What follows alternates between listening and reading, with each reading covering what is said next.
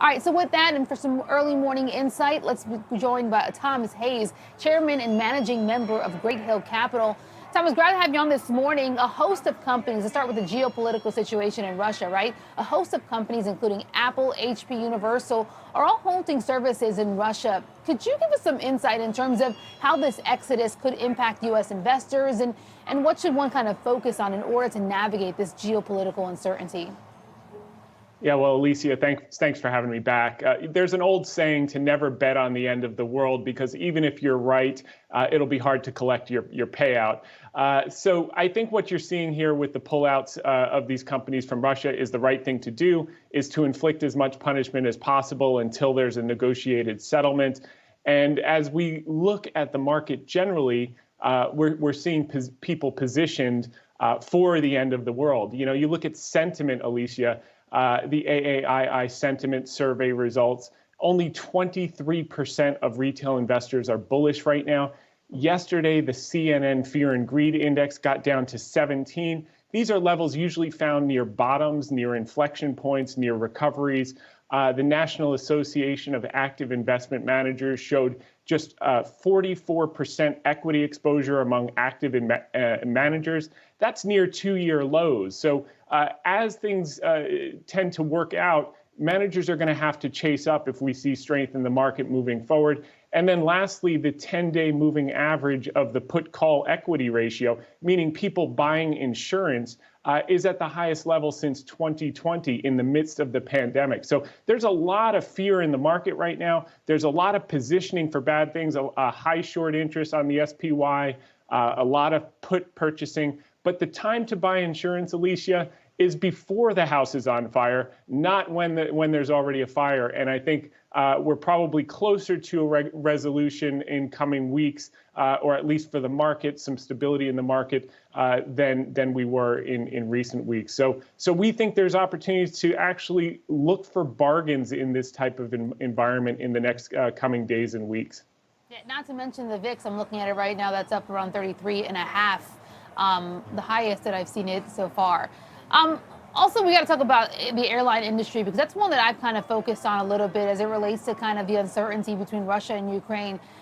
Delta, United, they are down by about 5% in the last 4 weeks, as investors obviously concerned about rising fuel prices and the question around whether that deters actual travel. I also think there is a kind of a rumbling of, will tourists actually kind of be deterred from the region, right? At a time where, we were expecting kind of a robust kind of comeback for international travel, just given all of the uncertainty there. With that context, what's your outlook on leisure in the travel sector, and what's your take on oil and gas prices in the industry in the near term? Yeah, I don't think this is going to deter travel at all. If you saw in Target's earnings, they mentioned their two biggest sellers are suitcases and bathing suits. So people certainly want to get to travel. If you look at the TSA pass-through numbers in recent weeks, they're approaching 2019 levels. That's before business travel even comes back in a material way. As for oil prices, the oil market's in backwardation, which implies that the price should come down after the short-term spike. You also have an Iran deal in the works, an Iran nuclear deal, which will put 1 million to 1.8 million barrels per day back on the market before the end of the year, if they can get that resolved. You saw OPEC this morning continue with their upward production plan. So I think a lot of things are in place. This is a short-term, acute crisis in terms of oil, but generally for airlines that are down and travel and leisure that are down in the short term on this noise, it may represent an opportunity if you're looking out 12 to 24 months. I think when you look at Delta Airlines, United Airlines buying some of these on the weakness could certainly be an opportunity moving forward. Even the Norwegian cruise lines, they're kind of best in class in terms of their balance sheet, et cetera. That could represent an opportunity, because there's going to be some revenge travel coming up, and I think people are going to be buying more bathing suits and more suitcases from Target in coming months for sure. Fair enough. I mentioned Fed Chair Jerome Powell, his testimony beginning today in the House and then, of course, tomorrow in the Senate. He's expected, obviously, to discuss kind of balancing the Russia-Ukraine conflict amid kind of this record high inflation and what the Fed could or can't do in terms of kind of getting that inflation under control. From his kind of, speech today and his testimony, What are you expecting? What are you wanting to hear in terms of gleaning insight, I would imagine, into the interest rate environment that we're walking into, starting this month? Yeah, well, Alicia, the most important thing is the yield curve. It's been flattening since last summer. The difference between the 2-year Treasury yield and the 10-year Treasury yield is about 38 basis points right now. We need to avoid that getting to zero, because at zero, that's called an inversion. All recessions are preceded by an inversion, and we don't want that because that chokes off credit. So what he acknowledged, first off, he did say that he still expects inflation to come down. If you look at 5-year break-evens, they're at 320, which is in line with expectations since the 1920s. So it's not out of control. Rather than focusing on the short-term inflation prints, we need to focus on expectations. If expectations accelerate, that's a problem, because that's going to affect consumer behavior. So far, they've remained subdued. He says that he expects the supply chain to moderate, and he expects moderating demand because the fiscal stimulus has worn off and the monetary accommodation is coming to an end. So he's still sticking with that. But what do we expect? We expect him to go ahead with the 25 basis points. There was expectation that maybe he would do 50 basis points before the Russia-Ukraine geopolitical risk. He's backed off on that. We think we'll see 25 basis points in March.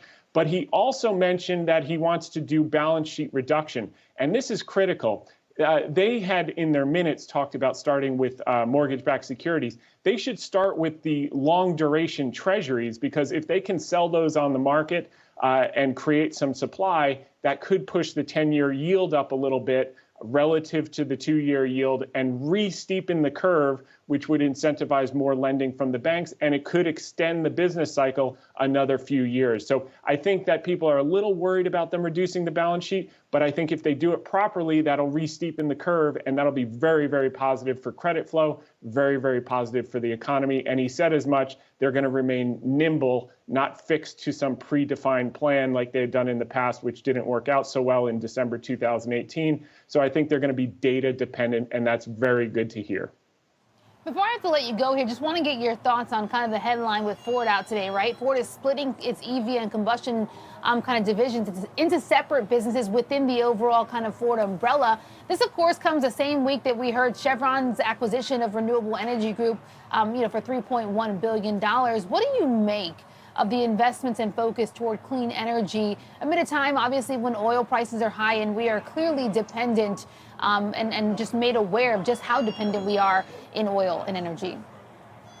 Well, it's positive. It's innovation. Everyone wants to move in the green direction, but we need to be responsible at the same time and keep our domestic production of fossil fuels going so that we can bridge that transition without price shocks, without supply shocks, and without being dependent on actors in the world that are doing things that are harmful to humanity. So I think that we can do it both. We can continue to move in the green direction with electrified cars, et cetera. But at the same time, we do need to give greater latitude for domestic companies to drill, so we no longer have this dependence on foreign oil, which we had overcome in recent years, and of late there have been some constraints that I think, if opened up, would be the best of both worlds. Move aggressively in the green direction, and at the same time not be dependent on anyone for fuels